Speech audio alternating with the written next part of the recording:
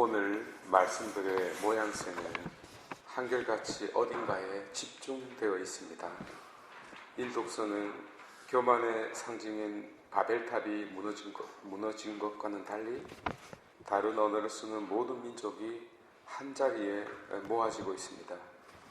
복음은 좁은 문에 관한 말씀으로서 우리의 시선을 그 조그만 구멍 속으로 끌어들이고 있습니다.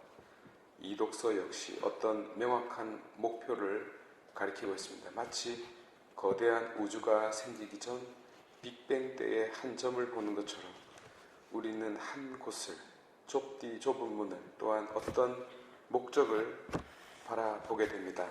그곳에서 무엇을 볼 수 있을까요? 좁은 문 하면 떠오르는 것이 무엇입니까? 여러분들의 상상력을 알고 싶나요? 무엇이 떠오르나요? 앙드레 지드의 좁은 문이 생각나시나요? 혹시 말입니다. 얼마 전 들은 낙타가 들어간다는 바늘귀가 생각나시는지요? 이 바늘귀를 우리 손만큼 확대해 볼까요? 구멍이 어떻게 보이나요? 타원형의 길다란 구멍으로 보이지 않습니까? 이 바늘귀가 바로 좁은 문, 곧 여인의 자궁과 흡사하다고 생각되지 않으십니까? 우리 모두가 나왔던 바로 그 문 말입니다. 그런데 주님께서는 정말이지 그 문으로 들어가라고 합니다. 요한복음의 니코데모와 예수님과의 대화가 떠오르네요.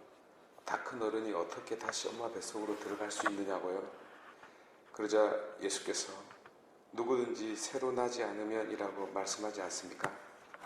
이곳은 새로 난 자만이 들어갈 수 있는 곳입니다. 이 묵상을 렘브란트가 돌아온 탕자의 귀향을 그리면서 기가 막히게 표현했습니다. 돌아온 탕아를 몸은 사춘기 소년이지만 머리를 어린 아이처럼 그렸거든요. 자궁에서 막 태어난 아직 양수에 젖어 있는 어린 아이의 머리요. 렘브란트는 돌아온 탕아를 회개한 아들, 곧 새로 난 사랑으로 그렸습니다.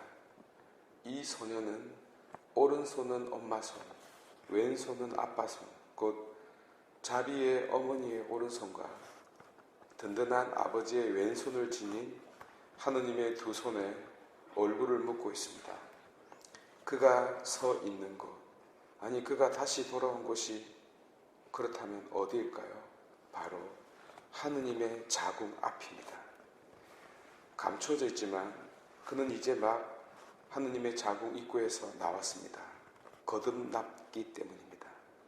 동시에 다 큰 어른이 되었지만 어린 아이로 새로 태어난 자기 자신의 위치 정보를 실시간 우리들에게 가르쳐주고 있습니다.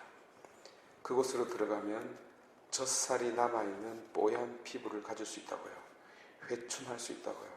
천국을 차지하는 어린아이가 된다고요. 보십시오. 이 어린아이의 얼굴이야말로 가난과 온유 그리고 깨끗한 마음의 표상 그대로가 아니겠습니까? 천국이 따로 없네요.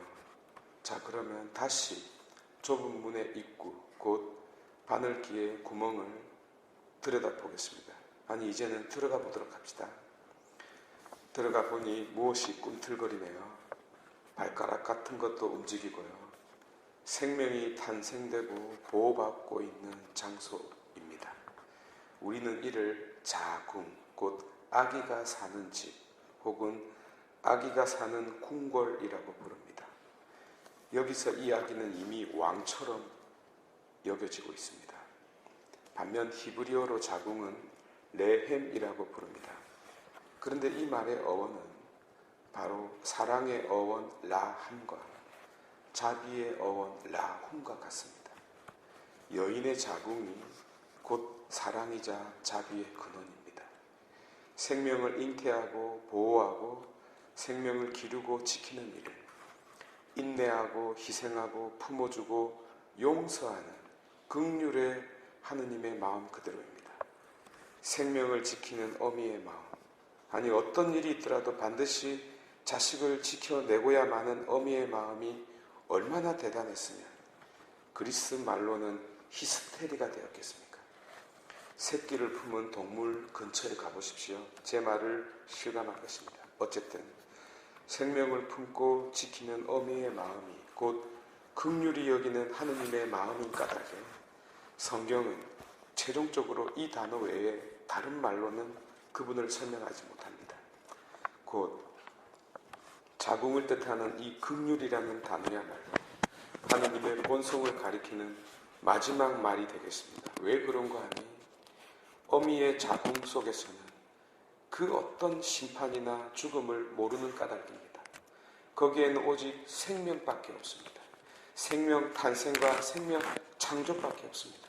이는 모든 것을 존재케 하며 스스로 존재하는 있게 하는 자, 있는 자라는 야훼 하느님의 이름 그대로입니다.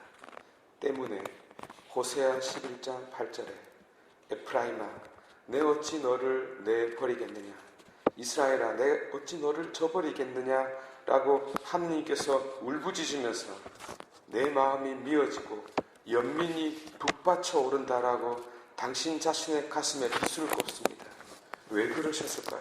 우리 어미들과 똑같이 당신도 생명을 잉태한 어미이기 때문에 당신이 죽었으면 죽었지 그 어떤 경우에도 자식을 버릴 수 없기 때문입니다. 이것이 바로 우리 인류의 마지막 희망입니다.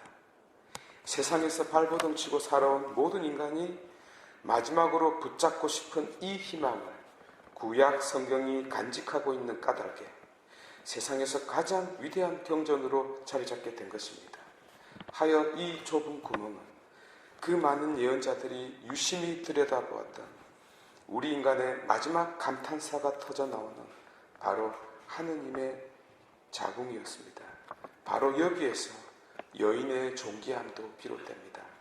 그러니 자매님들께서도 당신 스스로가 하느님의 자궁을 간직하고 있는 자임을 잊지 마시고 동시에 너와 그녀 또한 존귀한 생명임을 명심하시고 따라서 모성의 눈으로서 자비의 눈으로서 긍휼의 눈으로서 이 세상을 바라보는 어미들이 되시기 바랍니다. 그러면 이제 밖으로 나와 볼까요? 자궁에 진통이 찾아옵니다. 생명이 밖으로 고개를 내미는 까닭에 많이 아프네요. 제가 잠시 깜빡했습니다. 우리는 지금 성모 마리아의 자궁 앞에 서 있습니다.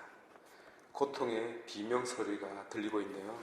하지만 아울러 생명 탄생의 기쁨도 뒤따르고 있습니다.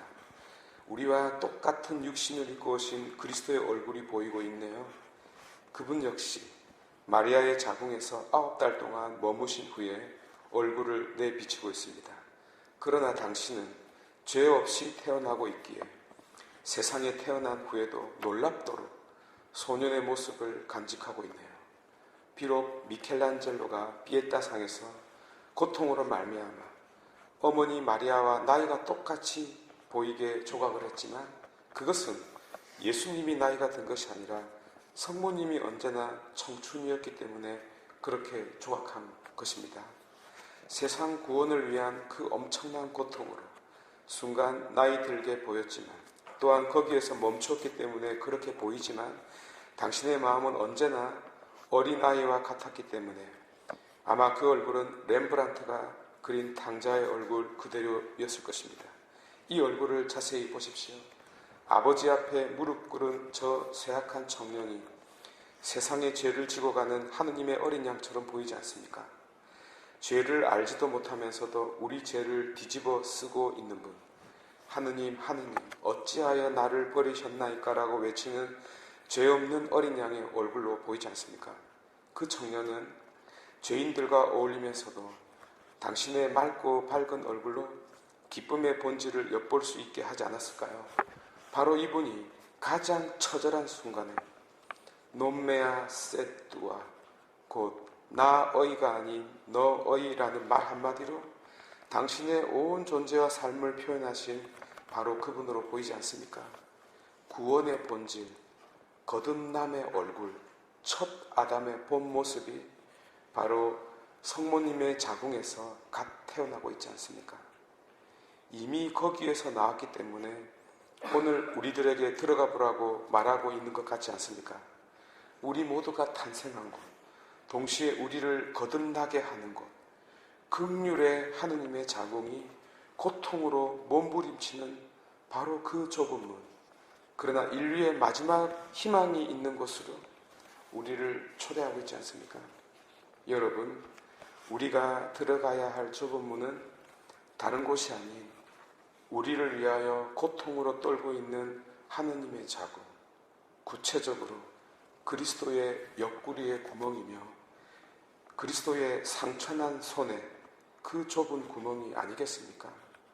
또한 바로 그 좁은 구멍이 우리 신앙의 목적이 아니며 어디가 목표이겠습니까? 모두 일어나셔서